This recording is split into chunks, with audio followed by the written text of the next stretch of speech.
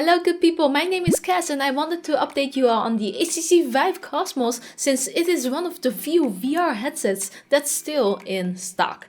As you might know already, some major PC VR headsets are affected by COVID-19 and are out of stock or have a very long shipping date. This is the case with the Oculus Rift S, Oculus Quest and the Valve Index. Now, HTC has sent us the new external tracking mod that you can use with the Cosmos, so I wanted to take this moment and check the Cosmos's inside-out tracking again to see if it's any better and to see if it is better with the external tracking mod.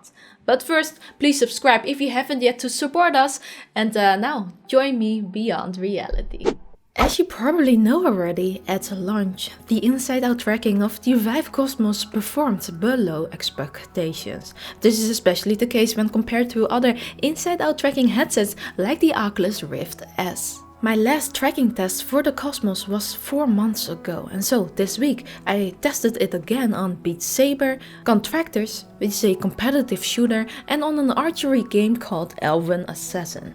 Unfortunately, not much has changed. Even though the tracking is noticeably improved compared to at launch, it's still not as good as other inside-out tracking headsets. For those entirely out of the loop on this, I recommend watching my previous test on this for a more detailed explanation. Everything I say in this video still applies to what I think now. I put a link in the description.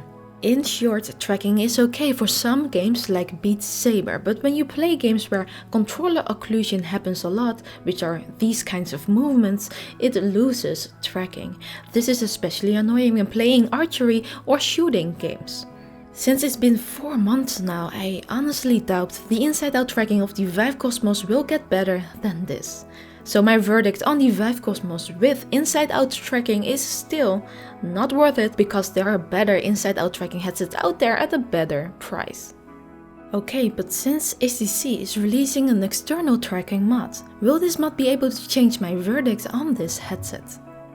For those that don't know, HTC is planning on releasing an external tracking mod that allows you to change the Cosmos' inside-out tracking system to an outside-in tracking system with the base stations.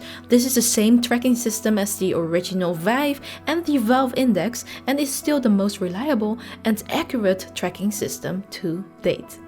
This does mean that if you want to use the external tracking mod, you need to own the base stations and compatible controllers too. The Cosmos controllers do not work with the base stations as it only works for inside-out tracking.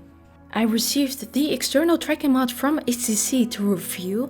I tested it already for a bit and it tracks far better and works great. The only downside here is that the setup is a bit more cumbersome as you need a place for the base stations, and so it will be harder to bring the headset with you to a different place since you need to bring the base stations with you too.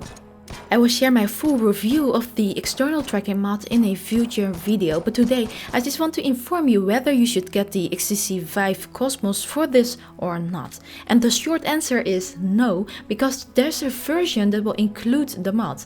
Let me explain. At the time of making this video, the external tracking mod is not available yet, but HTC plans on releasing it as a separate add-on for $200 in May. But as mentioned before, you also need 2 base stations of $270 and 2 controllers like the VIVE ones for $260. Quick note, you can also get any compatible Steam VR controllers here, so you could also get the Valve Index controllers for example. But this totals up to $730 on top of the Cosmos headset price of $699. That's very expensive, and since I think the inside-out tracking is not worth it, I think you should hold off on getting the first Cosmos because there are other options too, which I'll explain now. But before we move on, please don't forget to leave a like for the YouTube algorithm and so to support us. So those that are set on getting an HTC headset, there are some new options now within the Cosmos series. Maybe you know this already, but last month HTC announced 3 new headsets in the Cosmos series: the VIVE Cosmos Play, VIVE Cosmos Elite and the VIVE Cosmos XR. These headsets will replace the VIVE Pro as the Pro has been discontinued for consumers. The Cosmos Play and XR are not out yet, so I won't talk about them now until we know more, but the VIVE Cosmos Elite is available for pre-order in April.